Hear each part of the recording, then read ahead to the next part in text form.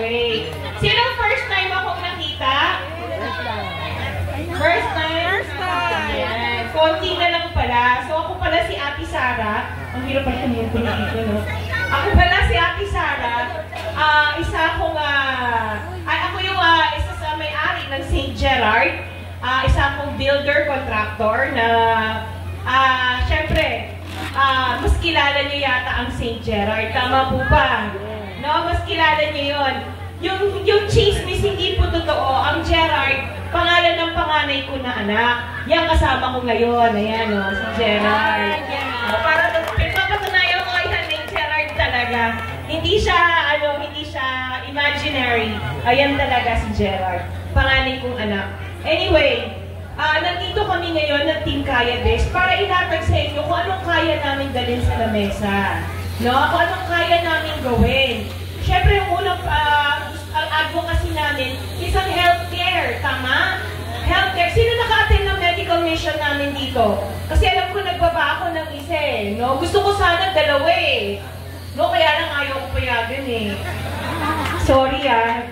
Gusto ko isa pa eh. Kaya lang talagang hindi ako pinayagan. Yung sino naka-attend, konti lang ba? No? Konti lang. May binayaran po? Wala, no? Free. Hanggang sa haircut, sa mani-pedi, may masahe pang kasama. Yan eh, pahapyaw kung anong kayang dalhin ni Team Kaya This. Pangarap natin, syempre, isang ospital na dekalidad na gusto natin itayo dito sa Pasig na ospital. Nakita niyo naman, nagustuhan niyo ba yung presentation namin? Yes! Nakita niyo po ba? Nagustuhan niyo po ba? No, ang ganda, no? Yan eh kaya namin gawin. Sinasabi nila, pakasabihin nila, ay si Ate Sara, 2 years lang daw, kaya magpatayo ng ospital na ganyan. Hindi po ako nagjo-joke. Kaya yon. Bakit? Last year, binigyan ako ng project sa National Hospital. Ginawa ko siya last year, matatapos na siya ngayong taon na to. Kaya yung sinasabing 2 years, kayang-kaya. Kaya din. No, ayaw natin mangako na hindi kaya natin gawin. Kasi hindi naman ako politiko eh, di ba? Hindi ako politiko, privado akong tao. Na kaya kong gawin, execute yung mga projects na binibigay sa amin. Pero baka sabihin na naman, bashers, mga bashers, na baka ako mangontrata, bawal po, bawal mangontrata. Hindi kaya, kasi under RA 9184, hindi po pwede mangontrata ang nakaupo sa gobyerno din. Kung sakasakaling pala rin ako. No?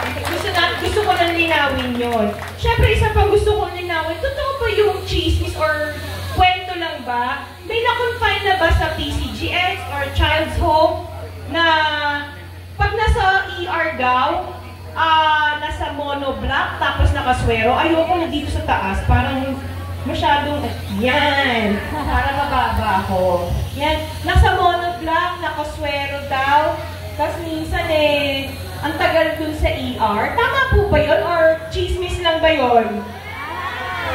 Ha? So, tama po sa inyo nang galing. O, baka mamaya ako ang tinanong ko yun ha.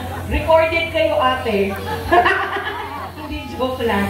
Hindi, gusto natin syempre, pag kayo may sakit, pagpunta nyo sa ER, aasikasuhin kayo kaagad. Hindi yun nakaupo kayo sa monoblock. Kaya tayo magpapatayo ng isang maganda at malaking ospital para hindi kayo pahirapan. May sakit na nga kayo, pahihirapan pa kayo. Diba?